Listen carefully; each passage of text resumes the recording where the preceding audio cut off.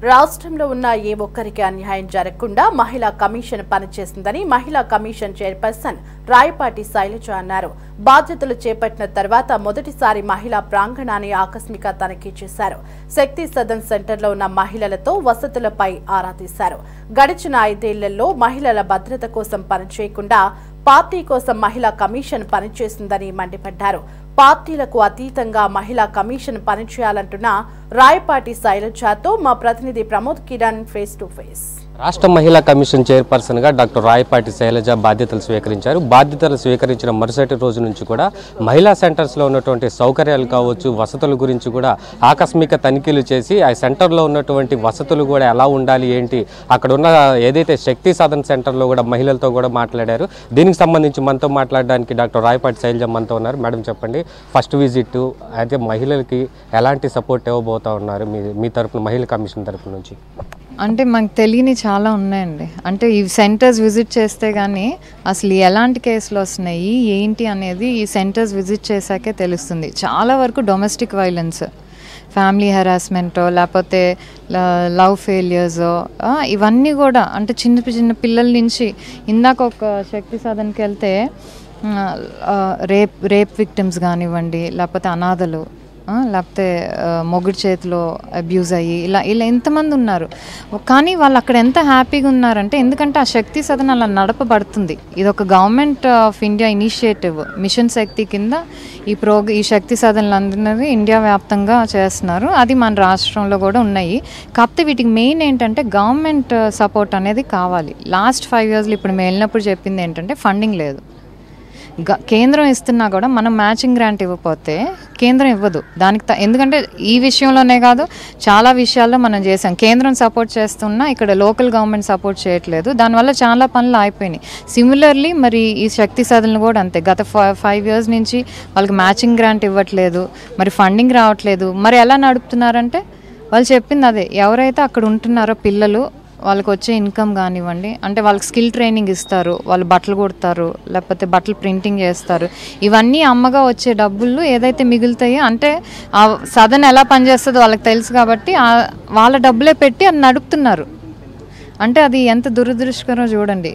ప్రభుత్వం ఆదుకోవాల్సింది పోయి ఆ బాధితుల చేతే మనం డబ్బులు ఖర్చు పెట్టిస్తున్నాం. అంటే మరి గత ప్రభుత్వం నిజంగా సిగ్గుపడాలి. కానీ కూటమి ప్రభుత్వం వచ్చాక వాళ్ళు చెప్పింది 4 years ఏదైతే బ్యాలెన్స్ అయి ఉన్నాయో రిలీజ్ అయిపోయినాయి.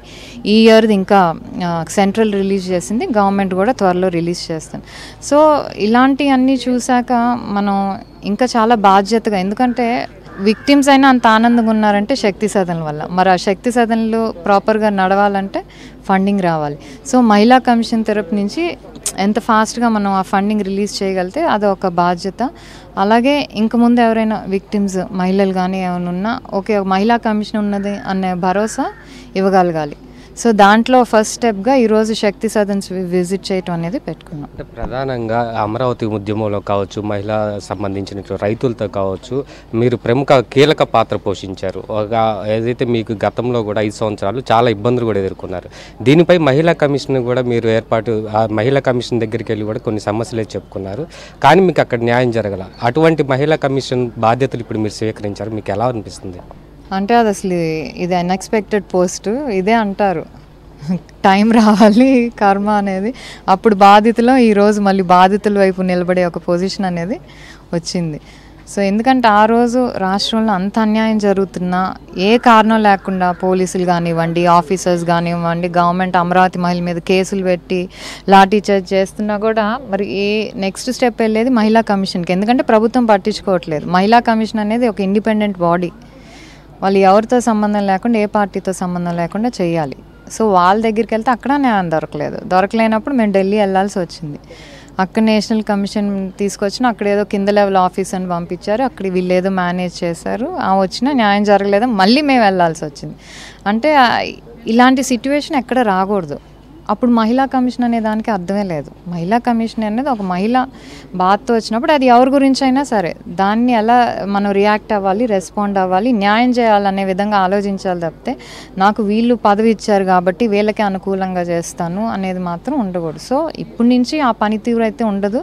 ఏ మహిళ వచ్చినా ఎవరు వచ్చినా సరే న్యాయం అనేది సమానంగా అందరికీ జరుగుతుంది. అంటే గతంలో పోలీసులు పనిచేసినటువంటి తీరు కావచ్చు, మహిళలపై కూడా చాలా అసభ్యంగా వాళ్ళ పదజాలంతో మాట్లాడటం కానీ వారిని కొట్టినటువంటి నేపథ్యం కూడా ఉంది.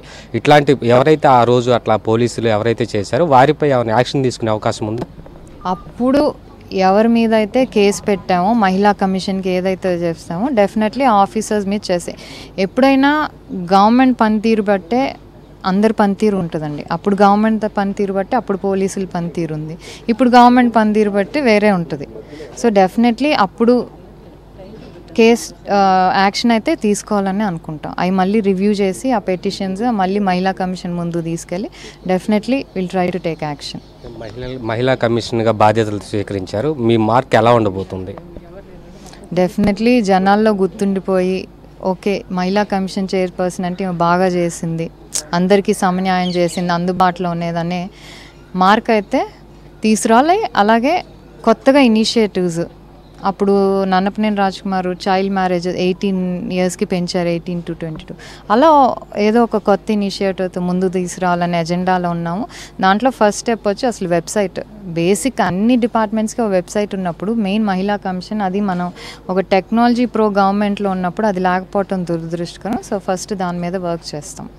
Thank you. ఇది పూర్తిగా చూసుకుంటే మహిళా కమిషన్కి సంబంధించినటువంటి గత 5 సంవత్సరాల్లో కూడా మహిళలపై జరిగినటువంటి ఏదైతే మహిళలపై కూడా కొంతమంది పోలీసులు అక్రమ కేసులు పెట్టి వారిపై దౌర్జన్యాలు కూడా చేశారు. అటువంటి వారిపై తప్పనిసరిగా కూడా మహిళా కమిషన్ విచారణలు ఎదుర్కొంటారు. తప్పనిసరిగా పార్టీలకు అతీతంగా ఈ మహిళా కమిషన్ పనిచేస్తుందంటూ కూడా డాక్టర్ రాయపాటి శైలజ తెలిపారు. కెమెరామెన్ షణ్ముఖతో ప్రమోద్ కిరణ్, సిటీ 24/7 గుంటూరు.